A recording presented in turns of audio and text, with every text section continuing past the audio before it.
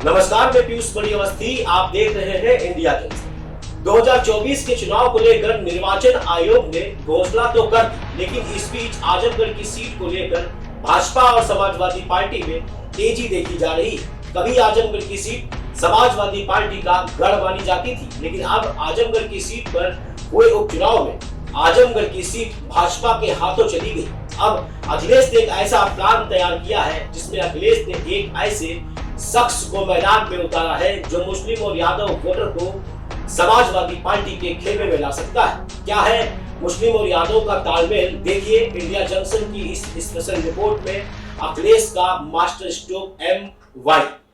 इधर लोकसभा चुनाव की तैयारियों में सभी दल अपने अपने चुनावी एजेंडों पर तेजी के साथ काम कर रहे थे।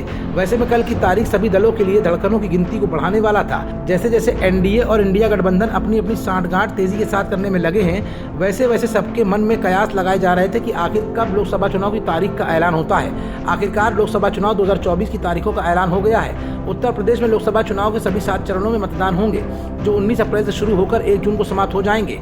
इस बीच सियासी दल अपनी अपनी प्लानिंग में जुट गए हैं। सबकी नजरें 80 लोकसभा सीटों वाले राज्य उत्तर प्रदेश पर है।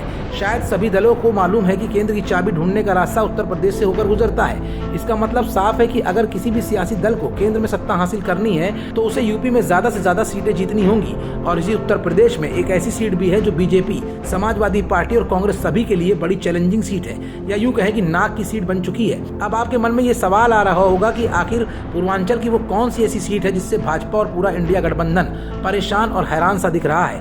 तो अब इसका जवाब भी जान लीजिए। दरअसल पूर्वांचल में इस सीट पर इस समय भाजपा का कब्जा है और एक समय था जब यहाँ पर समाजवादी पार्टी का पूरा दबदबा रहा करता था। लेकिन इस बार के लोकसभा चुनाव 2024 में तस्वीर कुछ बदली सी नजर आ रही है।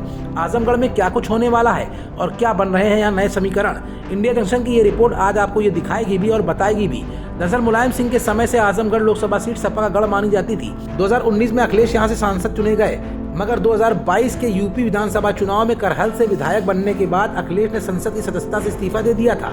इसके बाद हुए उपचुनाव में भाजपा ने सपा के गढ़ में सेंध लगाई और भोजपुरी सुपरस्टार दिनेश लाल यादव उर्फ निरहुआ यहाँ से सांसद बन गए।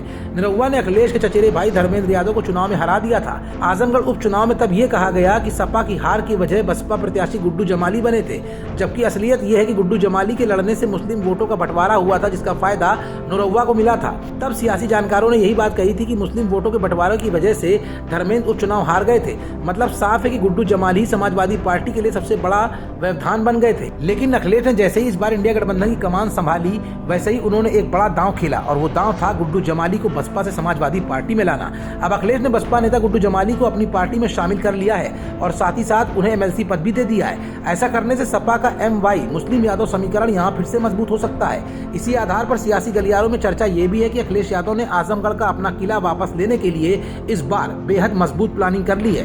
भले ही दिनेश लाल यादव उर्फ निरहुआ उपचुनाव में जीत गए हों, लेकिन 2019 के लोकसभा चुनाव से लेकर अब तक की सीख में अखिलेश यादव ने सबसे बड़ी नसीहत ये ली है कि दुश्मन के दुश्मन को दोस्त बनाने से ही इस चुनाव 2024 में आजमगढ़ की बड़ी जीत अखिलेश के हाथ लग सकती है। लेकिन अखिलेश के इस अभेद किले को भेदने के लिए बीजेपी भी अपनी तैयारियां कर चुकी है। अब ऐसे में देखने वाली बात यह होगी कि इंडिया और एनडीए गठबंधन में जीत किसकी होती है।